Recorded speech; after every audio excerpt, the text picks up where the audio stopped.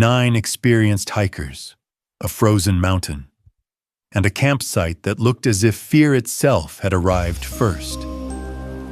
What happened on a silent slope in the Ural Mountains still refuses to stay in the past. This is the Dyatlov Pass incident. The winter of 1959 in the northern Ural Mountains was not forgiving. Temperatures regularly dropped below -30 degrees Celsius. The wind was sharp enough to burn exposed skin.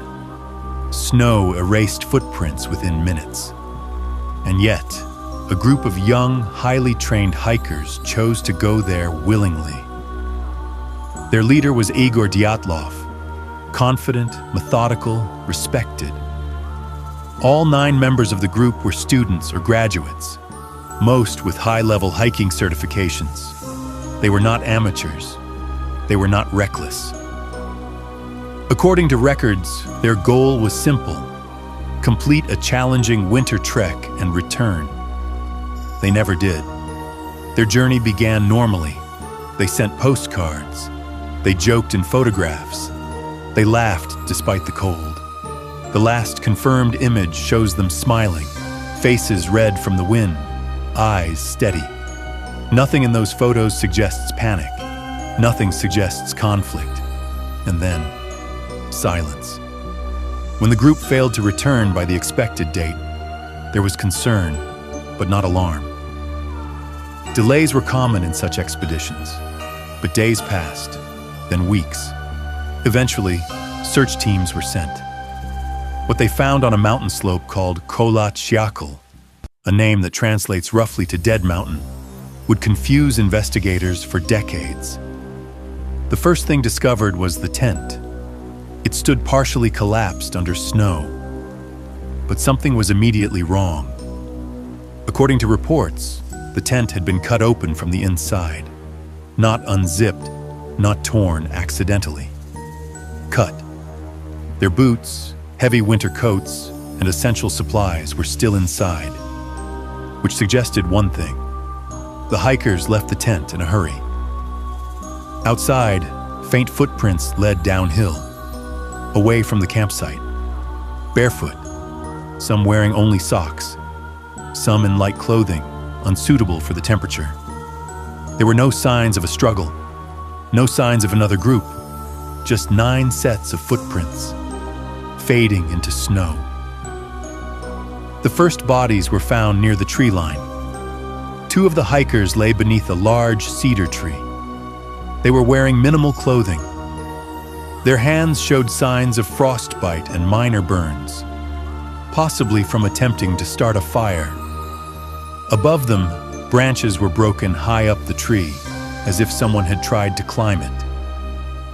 Why would they climb a tree in the middle of a frozen night? No official explanation exists. Between the tree and the campsite, 3 more bodies were found. They appeared to be attempting to return to the tent, frozen mid-step, as if time had simply stopped for them. Reports suggest their cause of death was hypothermia. Tragic, but still explainable. The remaining 4, however, were found months later, and this is where the story changes. Their bodies were discovered in a ravine, buried under several meters of snow. What shocked investigators were the injuries. One had severe chest trauma. Another had a crushed skull. These injuries, according to forensic reports, were consistent with high-impact force, similar to a car accident. Yet there were no external wounds matching such trauma. No broken skin, no signs of assault, and one woman was missing her tongue. Some also had missing eyes. Investigators noted traces of radiation on certain clothing items, and still, no clear cause. The official Soviet conclusion stated that the hikers died due to a compelling natural force. That phrase explained everything and nothing. The case was closed. Over the years, many theories emerged. Some believe an avalanche forced the group to flee the tent. This would explain the urgency and the cut fabric. but skeptics point out inconsistencies. The slope angle was relatively gentle. There was no classic avalanche debris, and footprints remained visible for some distance. If it was an avalanche, it behaved unusually. Another theory involves military testing. The area was remote. Secret experiments were not unheard of during that era. Some believe the hikers witnessed something they shouldn't have: explosions, parachute mines, or weapons tests. Reports mention strange orange lights seen in the sky around that time by other witnesses, but no official records confirm military involvement. And without records, theory remains theory. Then there is infrasound. Some scientists suggest powerful winds around the mountain could have created low-frequency sound waves. Infrasound is known to cause anxiety, panic, and disorientation in humans. Some believe the hikers were overwhelmed by an invisible force. Panic without a visible threat. They fled the tent not because of danger, but because of fear itself. But can fear alone cause such injuries? No one knows. Others suggest a psychological breakdown within the group. Stress, exhaustion, extreme cold. But this group was trained to handle exactly these conditions. And group hysteria does not explain crushed ribs or skull fractures. There are also theories involving wildlife, but no animal tracks were found, no bite marks, no evidence of a struggle.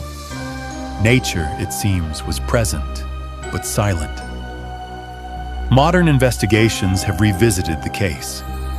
In recent years, Russian authorities reopened it, leaning again toward an avalanche-like event.